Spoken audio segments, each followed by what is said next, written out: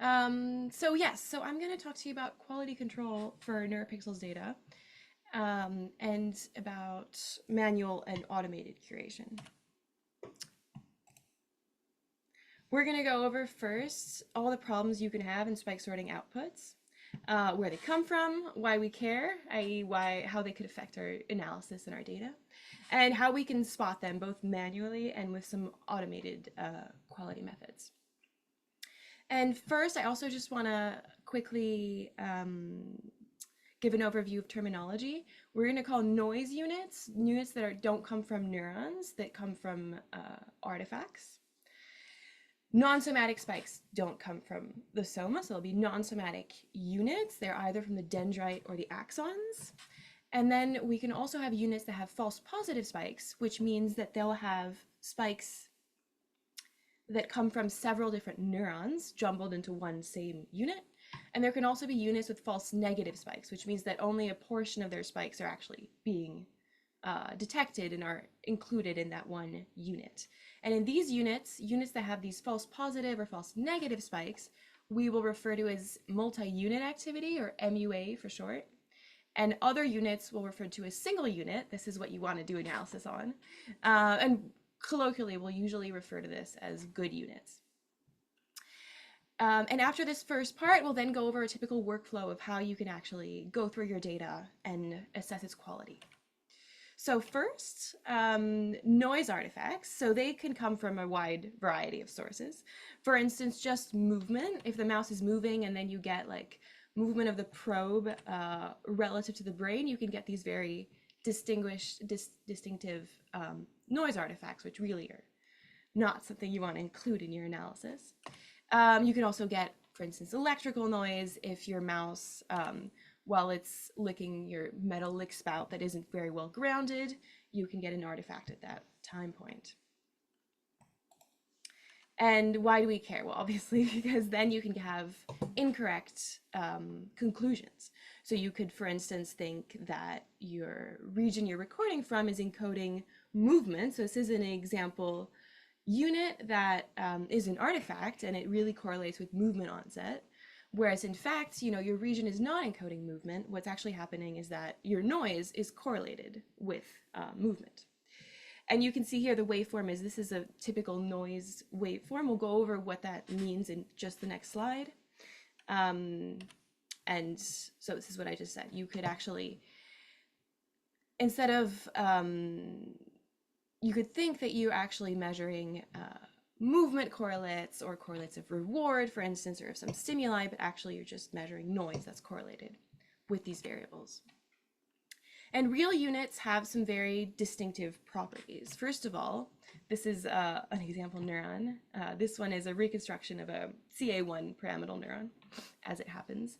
And this neuron is going to be, its activity is going to be seen on several different channels of the NeuroPixel probe, which is depicted here. And the channels closest to the neurons are going to have the highest spike amplitudes, and there's going to be a decay as the channels get further and further away from the neuron. Neurons will also, they have a neuron-like waveform shape. So what does that actually mean? Well, typically it means that there's a large trough, there's maybe a first initial peak, and then there's a repolarization peak that's smaller than the trough. They're of a certain duration. You can see here, these are examples of somatic waveforms that have been recorded at these locations on the soma of this neuron in slices. And noise units, well, don't have those properties. So they can have too many peaks, they can have too many troughs, durations that are completely abnormal, spatial uniformity instead of some nice spatial decay. They can have properties like a repolarization peak that's really abnormally large compared to the trough, or baselines that are not flat. And for all these properties, we can define quality metrics, and this is what we've done in Bombcell. And Bombcell is an automated quality control toolbox that has quality metrics for different kinds of problems that can occur in spike sorting outputs. One of the quality metrics is just detecting the number of peaks, counting them, and there's a threshold below which a unit is considered good and likely of neural origin, and too many peaks would result in a unit that would be an artifact. And similarly, we can count the number of troughs, and this is what Bombcell does. Now here, just as a side note, like many of these units, depending on your use case and where you're recording, you might want to fine tune them and not just rely on the default parameters. So this is a particularly there's a particularly good example here. If you're recording in cerebellum, Purkinje cells can have not only traditional looking spikes, but also complex spikes that usually have, 2 troughs and a peak and have 3 peaks and have a very distinctive shape that if you use the default parameters, those complex spikes, which you definitely want to keep if you're looking at cerebellum data, would be classified as noise. So for all of these metrics, it is important for you to think about your data and think about the edge cases and slightly modify some of the parameters. There shouldn't be too many you need to modify, but it is really important for you to not just automatically use the toolbox as is, but try and think about which parameters you might need to change. You can also have a quality metric defining the duration from the peak to the trough of a waveform, which is also what Bombcell does. We can look at spatial decay by, you can see here at the top, I think I missed this. So at the top of these, each one of these in red is an artifact, a noise unit, and at the bottom is a nice unit that comes from probably neural origin. And here we can see the waveforms of these units spread across different channels. And you can see again in the noise, there's really no decay. All these amplitudes are the same, and there's a nice decay when you're looking at real neural data. And we can define this just by taking from the peak channel and all channels nearby, taking the amplitude of these waveforms and then fitting a function to them, in this case an exponential fit. There are several options. And this can give us a slope and can indicate how much of spatial decay there is in this unit. And again, can really be used to weed out noise artifacts. We can also look at the peak to trough ratio, which is another metric that we have, which just looks at the amplitude of the trough relative to the peak. And if this ratio is high, that's usually indicative of a noise unit and of a waveform shape that really could not come from a neuron. And finally, we can also look at whether the baseline is flat or if it has rather large values. Okay, now that we've looked at noise units, the next sort of unit to tackle is non-somatic units that have spikes from non-somatic origin. So here's the neuropixel probes depicted here, and a neuron that's been reconstructed here, again from C81. And this unit soma lies in a particular region. But if you're recording all the way up here in the region A or down here, you're going to get dendritic or axonal spikes, and they are not where you're recording. Actually, that unit is not localized there since its soma is somewhere else. So you do really, again, want to remove these, because otherwise you could incorrectly think that your region is encoding a particular variable or has particular properties, when in fact it's just dendrites or axons of other units that have these properties. Non-somatic units are pretty easy to recognize, which is good for us. So here you can see, this is a little cartoon showing the cyan is a soma, and you can see the dendrites in white. And here are recorded spikes, and you can see the spike likely from the soma here is colored in cyan.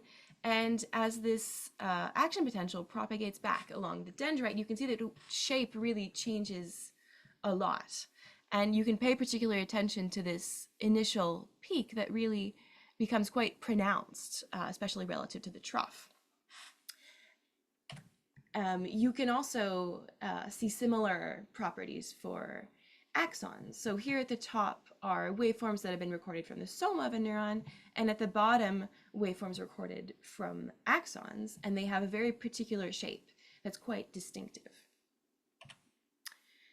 So, as we said, non-somatic units can have really this large peak before the trough, and they can also have a really, if we compare this initial to the repolarization peak, the ratio of these will be very large in non-somatic units. And so we can use exactly these to define quality metrics, looking at the ratio between the peaks and troughs relative to each other. And here, so for this section, for defining noise and non-somatic units, quality metrics, I think, are a great aid, and they can perform quite well. What we're plotting here is each dot is just one example recording, and each dot is a unit. It's been plotted as a function of depth along the probe, and its spike rate that's been log normalized from 0 to 1. And you can see here, we've plotted also at each depth the fraction of noise in red, non-somatic in blue, and good units. And if we align this then with histology, you can see actually that in these white matter areas, there's a lot of noise and a lot of non-somatic units relative to good units. And this is exactly what we'd expect, and is a good confirmation that our method isn't completely absurd here. As a side note, this can also be a really useful tool if you're aligning histology, because it can really help you see where the boundaries are between units and between regions, and particularly between gray matter and white matter. And we can quantify this. So this is just looking at a few data sets. I think it was 4. And you can see that in gray matter, the percentage of good in multi-units is much larger than in white matter, and there are hardly any non-somatic units, which is again a confirmation that in this case, quality metrics are performing pretty well. We can also compare this to manual curation. So here we're plotting for 5 recordings across 2 mice, the fraction of units that are labeled as somatic. So this is excluding noise and non-somatic. So it's looking at multi-unit and good single units. And you can see that manual curation and quality metrics agree to a high degree. Most of the units are classified the same by both of these methods.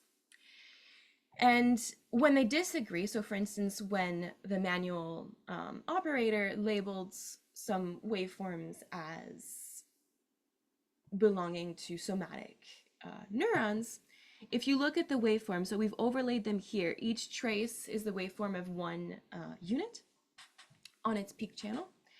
And you can see that a lot of these do look really odd. So these look very non-somatic to me. Some of these look a little noisy. And this is probably actually, these errors are probably due to manual curation errors that occur because of fatigue and just, manual errors.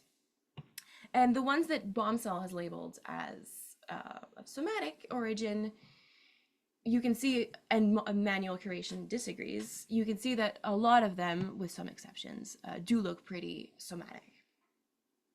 So I think for noise and non-somatic units, quality metrics really perform quite well, and they can really be a great aid in classifying these units. Next, you can have units that have false positive spikes. So this is when you can have spikes from 2 different neurons that have been put together in one same unit.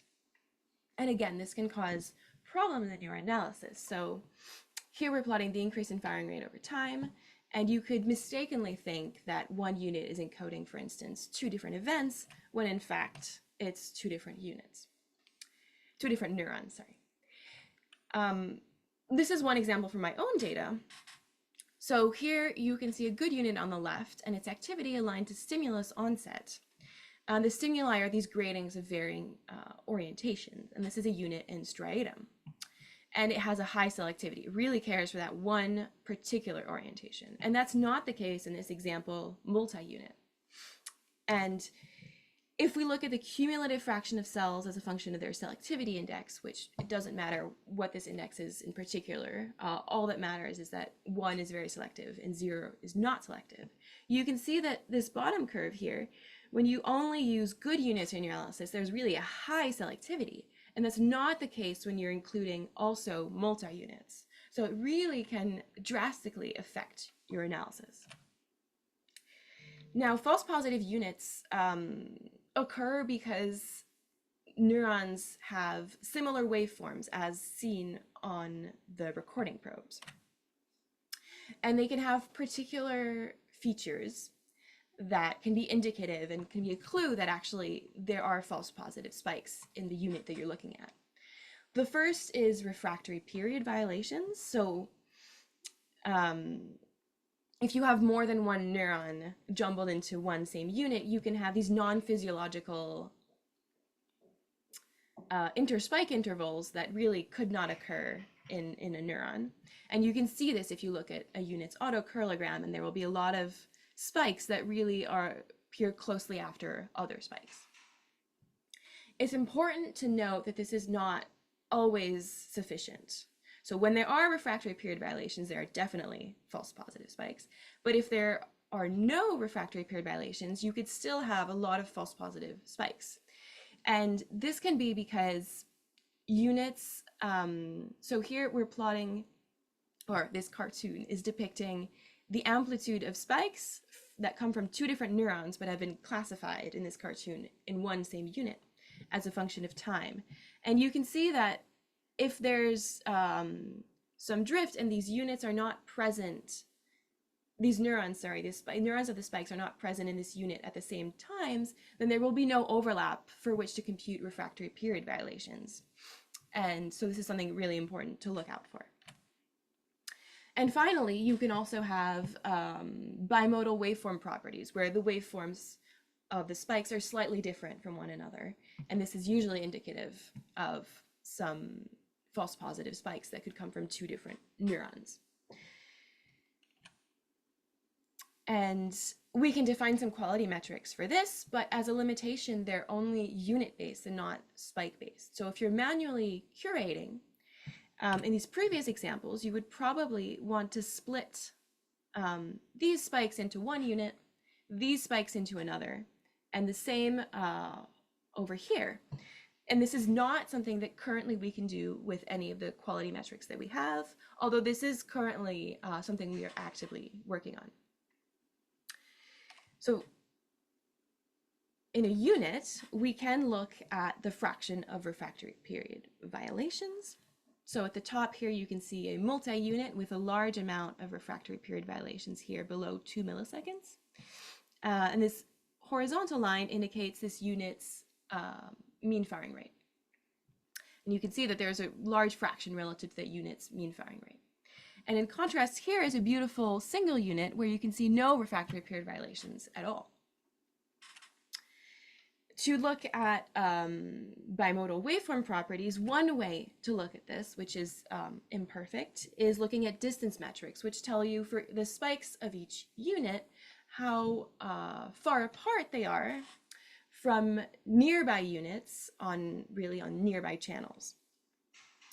Now, it's also important to know that these distance metrics, and in particular isolation distance and L ratio that have been defined by Schmitzer-Torbet and Kenneth Harris, they don't fare well with large amounts of drift. So this is an imperfect measure at best. It will work well, however, in chronic recordings when there is a very small amount of drift.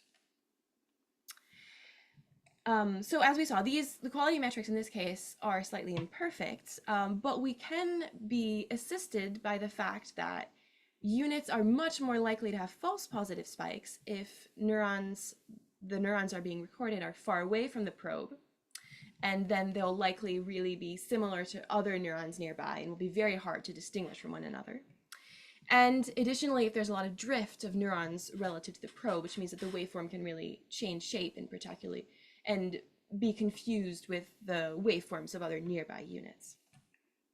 And so we have quality metrics to define just that. We can look at the waveform amplitude. Units with really low amplitude are really likely to have false positive spikes. And we can look at the amount of drift. So we do this on a spike by spike basis. For each spike, we look at where its sort of maximum amplitude is on which channel, and then we can have a measure of how much drift there is on a spike by spike basis. Okay, and finally, the last problem that we really need to take care of are false negative spikes. So this occurs when, for a particular neuron that has a set of spikes, either those spikes are split into two different units, or some of their spikes are just not detected at all, and the spike sorter doesn't even detect them. And again, this can lead to, erroneous conclusions. You can think you have a smaller firing rate than what you actually have. You can also have harder to spot errors, like if you have artifact masking, or if you have some particular spikes that are not being detected, you could think that actually your firing rate relative to some variables that you're interested in is very different, with either decreases in firing rate when actually those are not present. And false negative spikes can occur in bursty cells. So this is an example. You can see spikes here that have been recorded. This is in a CA1 pyramidal cell in rats. And you can see they occur with a quick succession, and their amplitude is decreasing. So really the shape of these spikes are changing along the burst. You can also have spikes that are below its particular detection threshold. So here, a little hard to see, but this particular unit has some spikes that's not really being detected here.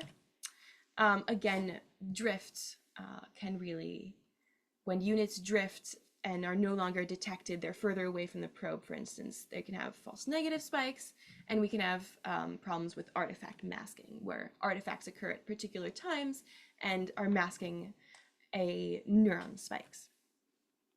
Units with false negative spikes are going to have similar waveforms to other nearby units.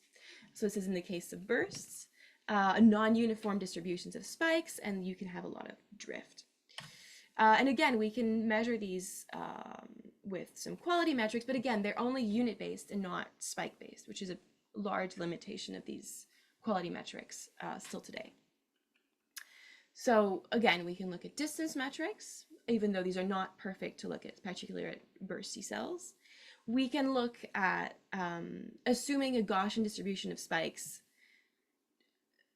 evaluate what fraction of the spikes are undetected and are missing. This will not work perfectly in units that have non-Gaussian distributions of spikes, in particular bursty cells. You will slightly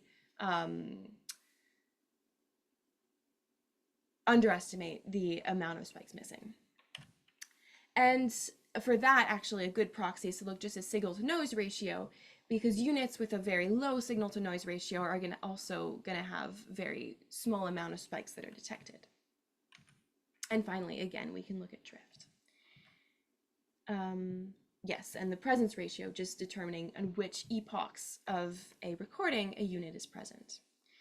So we have all these potential issues, and quality metrics can really solve especially the noise and non-axonal parts. And for false positive and false negatives, not all aspects of the spike sorting issues can be solved. As a side note, one way to circumvent this and have not only unit-based metrics, but start to approach some more spikes-based metric, is dividing your recordings into time chunks and then evaluating the fraction of refractory period violations and the percentage of spikes missing on these chunks. And you can see here that we don't want to use this first time chunk where there's a lot of false positives, and we don't want to use these subsequent time chunks with a lot of false negatives. And then you can define some chunks where you actually do want to use your data and perform analysis on these chunks and not on the rest of this unit. Okay, I see I'm running a little bit out of time, so I'm going to try and zoom past this last part. Depending on your question, you're going to need to be mindful of different things. And there are different ways in which you can actually curate. So you can only use manual curation if you want to. You can also use a combination of quality metrics and manual or only quality metrics. And there are some advantages to only using manual curation and quality metrics. Just because I see I'm tight on time, I'm going to move past this, and the slides will be available. Manual curation performed with Phy, and I just want to highlight a really good resource here of a great video of using Phy live by Nick Steinmetz. And quality metrics, it's really important once you run them to then inspect the results, and there will be a lot of plots that you can actually look at that will help you fine tune, and part of the exercise will be looking at all of this. So I'm just going to quickly zoom past. You have 5 minutes, right? Just so you know, you have Oh, 5 more okay. minutes. Oh, excellent. Okay. I thought I only had 25 minutes.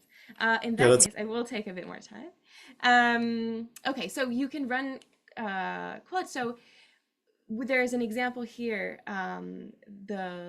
The link of which we'll send is the exercise that you'll have today, and you can run Bombcell. For now, it's only in MATLAB, but we're working on a Phi version that will be available very soon, on a Python version, sorry.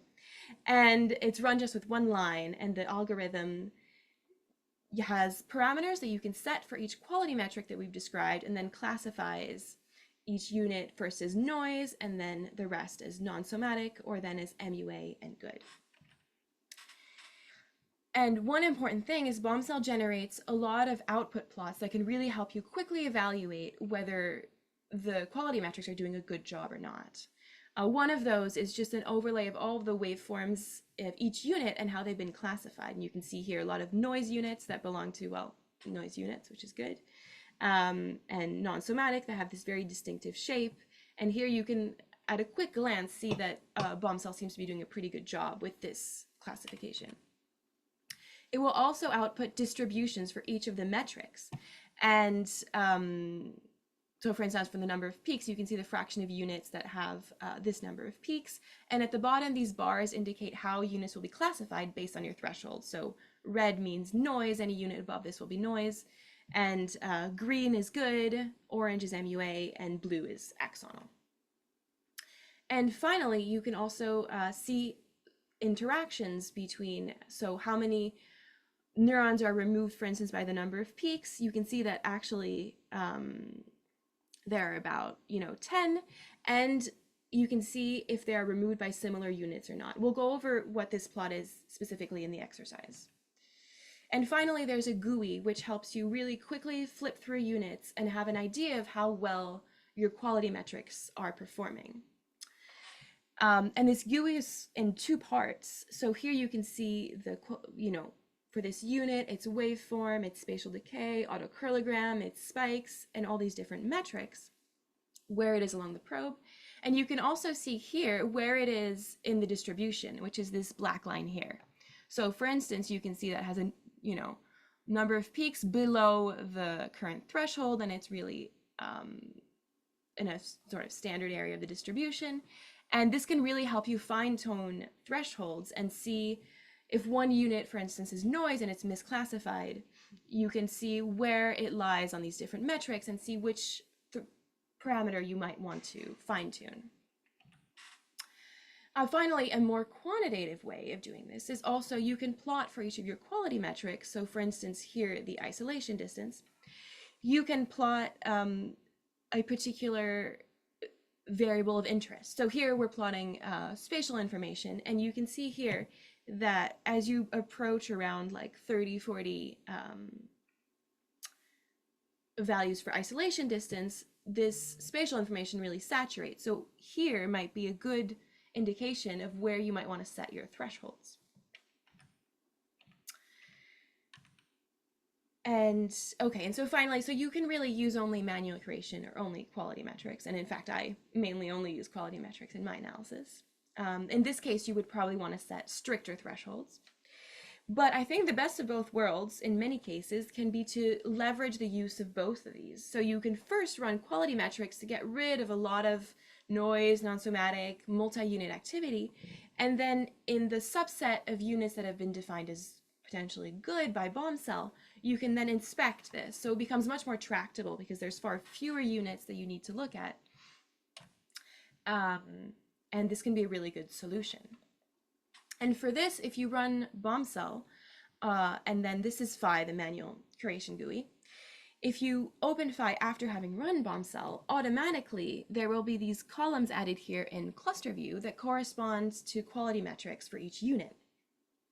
So this can help you look at your units, look at how well Bombcell's doing, and also only look at the subset of units that are defined as good. So that's it. And I just want to quickly acknowledge Kenneth Harris and Matteo Carandini, where I did this work, and Andrew Peters, Sam, and Ennie, who have been also instrumental in this work.